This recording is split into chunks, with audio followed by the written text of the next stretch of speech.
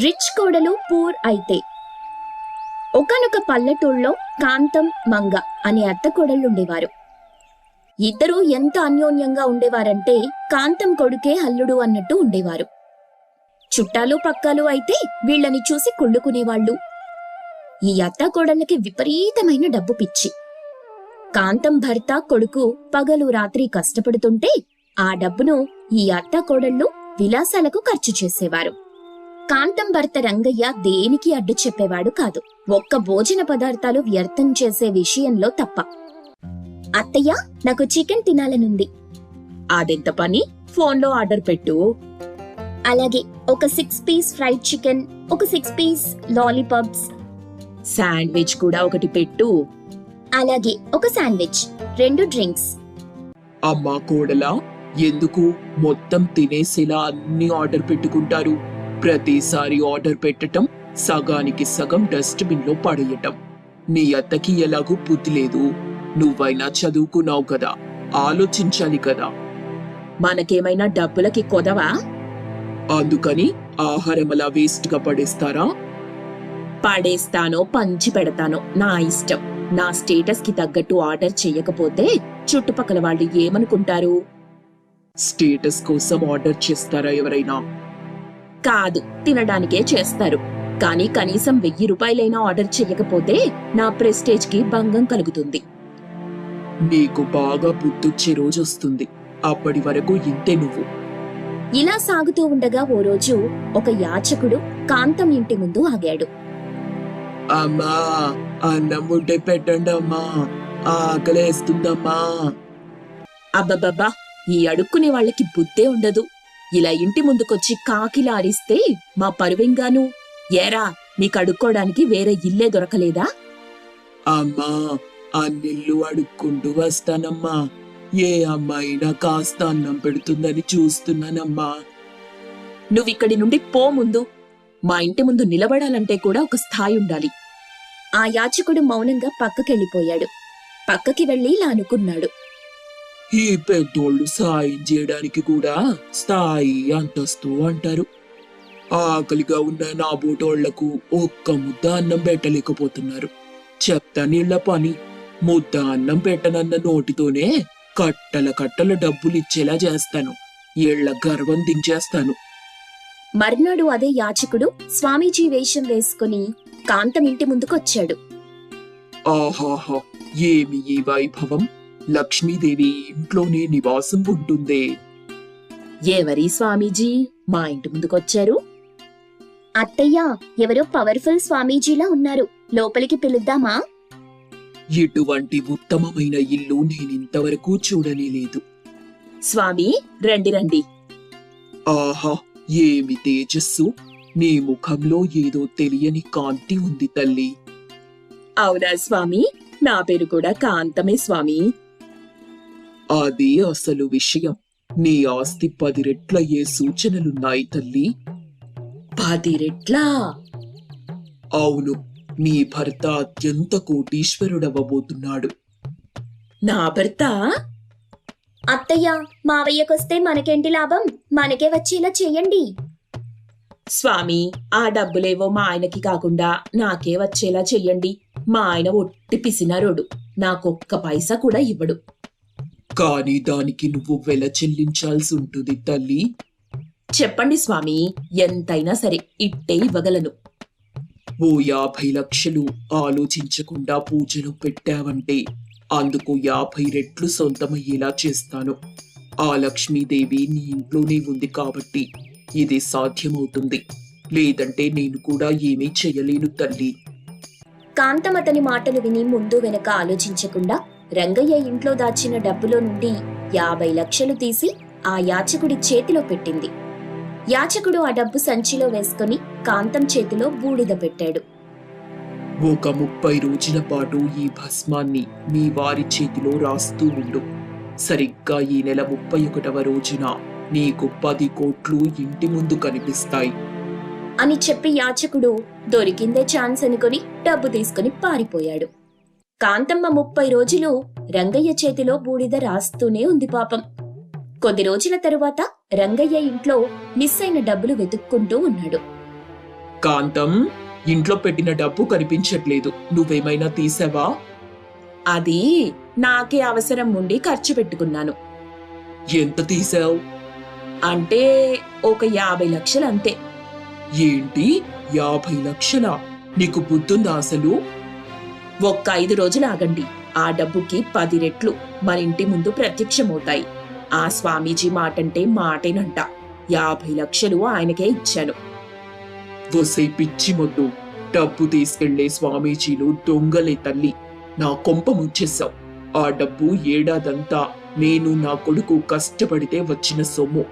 ఆ సొమ్ముతో వ్యాపారం మొదలెట్టాలని ఇద్దరం అనుకున్నాం.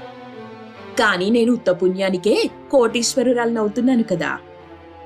ఇంకొక్క మాట మాట్లాడితే నిన్ను కూడా ఆ స్వామి దగ్గరికే పంపిస్తాను. ఆ డబ్బెలా రాబట్టాలో నాకు తెలుసు. ఇక నుండైనా అనవసరమైన ఖర్చులు మానుకొని ఇల్లు గడపడం నేర్చుకో అని రంగయ్య కాంతం మీద అరిచి వెళ్లిపోయాడు.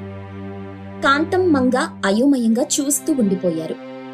అత్తయ్య, అంటే వాడు దొంగ స్వామీజీనా? నువ్వే కదే మంచి పవర్ఫుల్ స్వామీజీ అన్నావు. మరి మీరు ఏకంగా 50 లక్షలు అప్పచెప్పారు కదా. మీ నిర్వాకంతో పోలిస్తే నా మాటకు లెక్క. సర్లే, ఇప్పుడు మనిద్దరం దెప్పుకొని ఏం లాభం? ఇక నుండి అనవసరమైన ఖర్చులు మానుకుంటే మనకే మంచిది.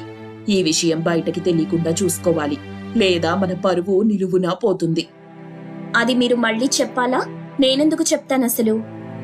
ఆ రోజు నుండి కాంతం మంగకి తిప్పలు మొదలయ్యాయి. తినడానికి బాగా ఇబ్బందైంది. ఉన్నదాంట్లోనే తినాల్సిన పరిస్థితి ఎదురైంది. బయట నుండి ఆహారం ఆర్డర్ చేసుకోవడానికి కూడా రంగయ్య ఒప్పుకోలేదు. పైగా ఇంట్లో వండిన ఆహారం సరిపోక ఒక్కోసారి అర్ధాకలితోనే ఉండేవారు అత్తాకోడళ్ళు. దెబ్బకి ఇద్దరికి కళ్ళు తెరుచుకున్నాయి. మంగా, ఆహారం విలువ నాకిప్పుడు దండిగా తెలిసొచ్చిందే. ఉన్నన్ని నాళ్లు నేను తిన్నది తక్కువ, పడేసింది ఎక్కువ. ఇప్పుడు ఆకలిగా ఉన్నా సరిపెట్టుకుని ఉండాల్సి వస్తుంది. అవునత్తయ్యా, ఆకలంటే ఇలా ఉంటుందా? ఇప్పటి వరకు ఆకలి బాధ ఇలా ఉంటుందన్న సంగతి కూడా నాకు తెలీదు. నాకు బాగా బుద్ధొచ్చింది. ఇక నుండైనా పొదుపుగా ఉంటే మంచిది. ఇంతలో అదే యాచకుడు ఇంటి ముందుకొచ్చి నిలబడ్డాడు. ఇప్పుడిళ్ళకి బాగా తిక్క కుదురుంటుంది. ఇప్పుడిళ్ళ మోకాలు చూడాలి. అమ్మా, కాస్త అన్నం ఉంటే పెట్టండి అమ్మా. అత్తయ్య, ఇంట్లో కాస్త అన్నముంది కదా, అదతనికి వేయండి. అతనిది కూడా ఆకలే కదా. నిజమే మంగా, ఉండిప్పుడే వేస్తాను అంటూ కాంతం అన్నం తీసుకెళ్లి యాచకుడికి వేసింది. అతను ఆశ్చర్యపోయాడు. అమ్మా, పోయినసారి వస్తే ప్రెస్టీజ్ అన్నారు, స్టేటస్ అన్నారు. ఇప్పుడు అడగ్గానే ధర్మం చేశారేంటి? అప్పుడు మాకు ఆకలి బాధ అంటే ఏంటో అర్థం కాలేదు. ఇప్పుడు అది ఎలా ఉంటుందో బాగా తెలిసొచ్చింది. అందుకే నీ బాధ అర్థం చేసుకున్నాం. వస్తూ ఉండు, ఏదుంటే అది పెడతాను అని కాంతం లోపలికి వెళ్లిపోయింది. డబ్బున్నోళ్ళు కాబట్టి ఆకలి తెలియక పొగరుగా మాట్లాడారు. ఇప్పుడు కాస్త ఆకలి బాధ తెలియగానే నా బాధ గురించి కూడా ఆలోచించారు. ఏదైనా ఎవరికైనా తమ దాకా వస్తే గాని అర్థం కాదు. ఇక నాకిళ్ళ డబ్బుతో పని లేదు అని చెప్పి యాచకుడు డబ్బు సంచి తీసి కాంతం ఇంటి ముంగిట పెట్టేసి వెళ్లిపోయాడు. కాంతం కాసేపటికి ఏదో పని మీద బయటకొచ్చి ఆ డబ్బు సంచి చూసి గబగబా వెళ్లి తెరిచింది. అయ్య బాబోయ్, మంగా, మన డబ్బు వచ్చేసిందే. ఏమైందత్తయ్యా? ఏంటి కంగారు పడుతున్నారు? మన 50 లక్షలే, మనం స్వామీజీకిచ్చిన 50 లక్షలు ఇవిగో ఈ సంచిలో ఉన్నాయి. అత్తయ్య, ఒకవేళ ఆ లక్ష్మీదేవే అడుక్కునే వేషంలో వచ్చిందేమో మనకి బుద్ధి చెప్పడానికి. నిజమేనే మంగా, అందుకే ధర్మం చేయటం దైవ కార్యం అంటారు. ఇక నుండి ఏ బీదవాళ్లని చులకనగా చూడను నేను. అవునత్తయ్యా, ఆహారం కూడా ఇక వ్యర్థంగా పడేయటం మానుకోవాలి. తిండి విలువ లేనప్పుడే తెలుస్తుంది. అత్తకోడళ్ల మహాశివరాత్రి. రామపురంలో సావిత్రి అనే పెద్దావిడుంటుంది. ఆవిడకు రంగ అనే కొడుకు, కవిత అనే కోడలు ఉంటారు. కవిత తన అత్త మాట జవదాటదు. అత్త ఏం చెప్పినా వినయంగా చేస్తుంది. రంగ కూడా తన తల్లి మాటలకు అడ్డు చెప్పడు. ఒకరోజు గుడికి వెళ్ళొచ్చిన సావిత్రి తన కొడుకు కోడల్ని పిలిచి మాట్లాడుతుంది. ఏరా రంగా, నీకు పెళ్ళై 4 ఏళ్లవుతుంది కదా. ఇంకా పిల్లలు లేరని ఊళ్ళో అందరూ నన్ను అడుగుతున్నారా. ఇంకొందరైతే కోడలికి ఏదైనా సమస్య ఉందా అని అంటున్నారు. నేను వాళ్ళకి సమాధానం చెప్పలేకపోయాను. వాళ్ళంతా అంతే అమ్మా. మోరిగే కుక్కల్ని చూసి పట్టించుకోకూడదు. వాళ్ళ మాటలు వదిలే, మనసులో పెట్టుకోకు. ఊళ్ళోకి వెళ్ళాలంటేనే నాకు చాలా భయంగా ఉంది. అందరూ మనసు బాధ పెట్టే మాటలే మాట్లాడుతున్నారు. నాకు చాలా కష్టంగా ఉందండి. అరే కవిత, నీకన్నీ తెలుసు కదా, ఇంతలా బాధపడుతున్నావేంటి? నా మాట విను. ఆ మాటలన్నీ మరిచిపో, ప్రశాంతంగా ఉండు, సరేనా? అలాగేనండి. కానీ మనకంటూ పిల్లలుండాలని ఉంటుంది కదా, దాని గురించి మీరేం ఆలోచించటం లేదా? ఎన్నో ఆస్పత్రులు తిరిగాం, ఎక్కడెక్కడో వైద్యం కూడా చేయించుకున్నాం కదా. మన ప్రయత్నాలు మనం చేస్తున్నాం. ఇంకా నువ్వు ఆలోచించటం లేదా అని ఎలా అంటున్నావు? మీలాగే నేను కూడా బాధపడుతున్నాను, కానీ బయటపడటం లేదా అంతే. ఇక ఈ విషయం గురించి మర్చిపోండి. రే నాన్న, బాధపడకురా. నేను గుడిలో పూజారిని అడిగాను. ఆయన ఈ శివరాత్రికి పూజ చేస్తే మన కుటుంబానికి మంచి జరుగుతుందని చెప్పాడు. సంతానం కలిగే అవకాశం కూడా ఉందంట. ఆ పూజ చేస్తే ఆర్థిక సమస్యలు, కుటుంబ సమస్యలు, సంతాన సమస్యలు అన్నీ తీరిపోతాయంట. ఇంకా ఇంట్లో చికాకులు కూడా ఉండవంట. అన్నీ శుభాలే జరుగుతాయంటరా. అవునా? నిజమా అత్తయ్యా? ఇంతకీ శివరాత్రి రోజు ఏం జరుగుతుంది? ఆ రోజు శివుడి పుట్టినరోజా? చాలా మందికి శివరాత్రి గురించి అస్సలు తెలీదమ్మా. సంక్రాంతి పండుగ తరువాత వచ్చే పండుగలలో ముఖ్యమైనది మహాశివరాత్రి. అన్ని పండుగలు పగటిపూట జరుపుకుంటే ఈ పండుగ మాత్రం రాత్రిపూట జరుపుకుంటాం. మహాశివరాత్రి రోజున అర్ధరాత్రి 12 గంటలకు జ్యోతి స్వరూపుడైన శివుడు లింగ రూపంలో దర్శనమిచ్చే పవిత్ర పర్వదిన కాలం. శివరాత్రి రోజు ఏం చేస్తారత్తయ్యా? శివరాత్రి రోజు పగలంతా ఉపవాసం ఉండి మనస్సుతో శివుడిని పూజించాలి. రాత్రి సమయంలో శివుడి అనుగ్రహం కోసం నిద్రపోకుండా జాగరణ చెయ్యాలి. రాత్రంతా మేల్కొని భక్తి శ్రద్ధలతో అభిషేకాలు, పూజలు, భజనలు చేస్తే శివుని అనుగ్రహం లభిస్తుందమ్మా. అమ్మా, నువ్వేదో పెద్ద పూజారిలాగా ఏవేవో చెప్పేయకు. ఒరేయ్ బాబు, నీ గురించి నాకు తెలుసురా. అందుకే మనింటికి పూజారిని పిలిచాను. అదిగో వచ్చేసారు చూడు. రండి పూజారి గారు, రండి. ఇంతలో ఆ ఇంటికి వచ్చిన పూజారిని చూసి రంగా, కవితలు ఆయన ఆశీర్వాదం తీసుకుంటారు.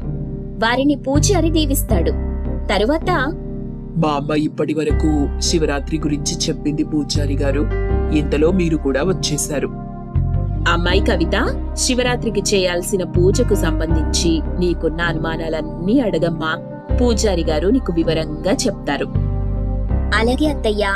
పూజారి గారు, ఈ శివరాత్రికి పూజను ఎలా చేస్తారు? ఏమేం చేస్తే శుభ ఫలితాలొస్తాయి? ఇదిగోండి, జాగ్రత్తగా వినమ్మా.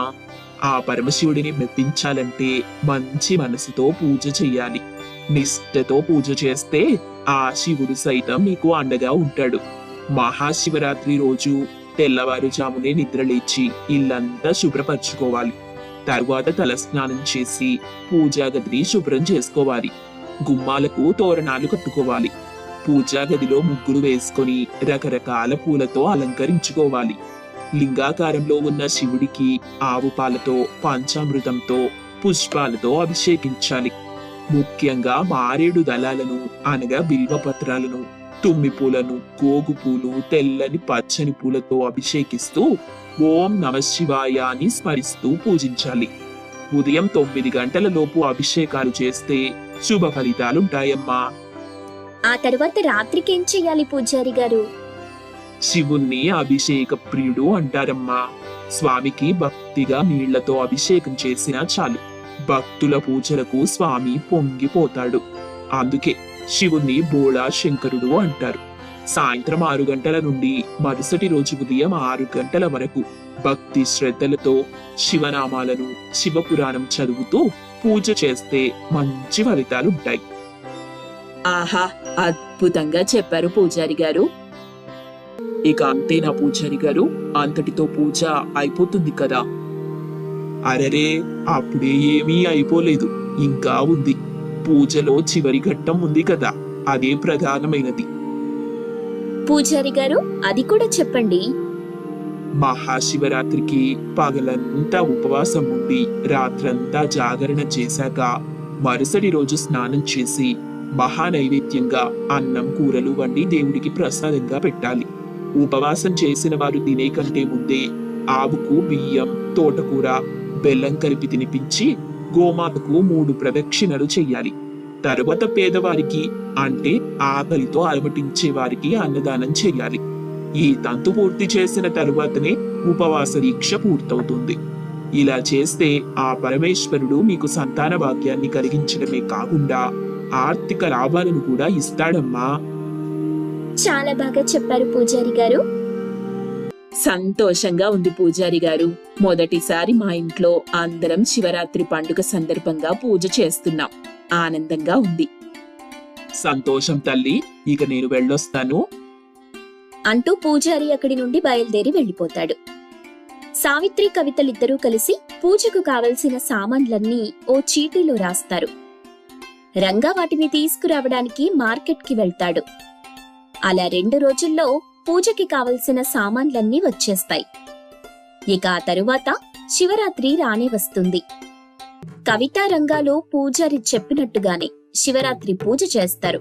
ఆ పూజ చేసిన మరుసటి రోజు అన్నదానం చేస్తారు. అక్కడితో వారి పూజ పూర్తవుతుంది. అన్నీ అనుకున్నట్టుగానే పూర్తి చేశాం. చాలా సంతోషంగా ఉందమ్మా. అమ్మా, పూజకు చాలా ఖర్చయింది, కానీ ఇంత చేశాం కదా, ఎందుకో తెలియని ఆనందం కలుగుతుందమ్మా. అన్నదానం చేసిన తరువాత మనసుకు ఏదో తెలియని ఆనందం. సాయం చెయ్యడంలో వచ్చే తృప్తి అదేరా. సాయం చాలా గొప్పది. సాక్షాత్తు ఆ దేవుడే చెప్పాడు కదా, అన్ని దానాల్లో కన్నా అన్నదానం మిన్న అన్నారు కదా.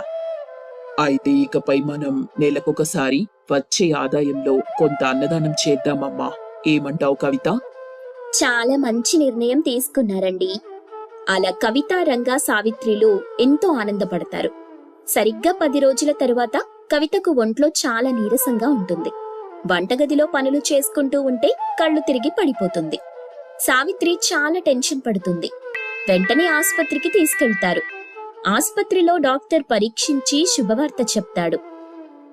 భయపడాల్సిన విషయమేమీ కాదు, మీరు తండ్రి కాబోతున్నారు. శుభవార్తే. మంచి శుభవార్త చెప్పారు డాక్టర్ గారు. చాలా ఆనందంగా ఉంది. అమ్మా, నువ్వు నానమ్మవు కాబోతున్నావు. అవునరా, నేను నానమ్మని కాబోతున్నాను. చెప్పలేని ఆనందం కలుగుతుంది. ఇదంతా ఆ శివరాత్రి చేసిన పూజా ఫలమే. అవునమ్మా, ఇన్ని రోజులు ఆసుపత్రులు తిరిగి డబ్బు ఖర్చు పెట్టాను, కానీ ఆ దేవుణ్ణి పూజించటం చెయ్యలేదు. ఎప్పుడైతే శివరాత్రి రోజు పూజలు చేశామో అప్పటి నుండి నా వ్యాపారం కూడా బాగా సాగుతుందమ్మా. ఇదంతా ఆ శివయ్య ఫలమే. ఆసుపత్రి నుండి కవితను, రంగా, సావిత్రిలు ఇంటికి తీసుకెళ్తారు. రంగా అయితే అందరికీ మిఠాయిలు పంచిపెడతాడు. ఊళ్ళో వాళ్లంతా రంగాకు శుభాకాంక్షలు చెప్తారు. ఇంతలో పూజారి అక్కడికొస్తాడు.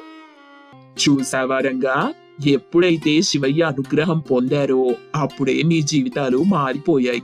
మీకిక అంతా మంచి జరుగుతుంది.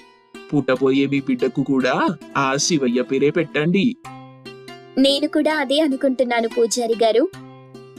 సంతోషం. ఇలాగే ఎప్పుడు నవ్వుతూ ఆనందంగా ఉండండి. అలా 10 నెలలు గడుస్తుంది. 10 నెలల తరువాత కవితకు పండంటి మగబిడ్డ పుడతాడు.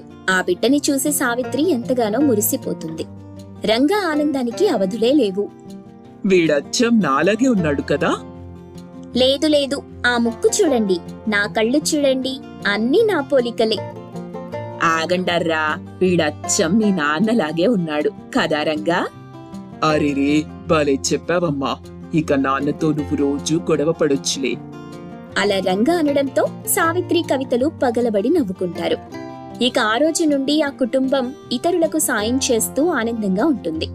రంగా అయితే ప్రతి నెల తనకు వచ్చిన ఆదాయంలో కొంత భాగాన్ని అన్నదానం చేస్తుంటాడు.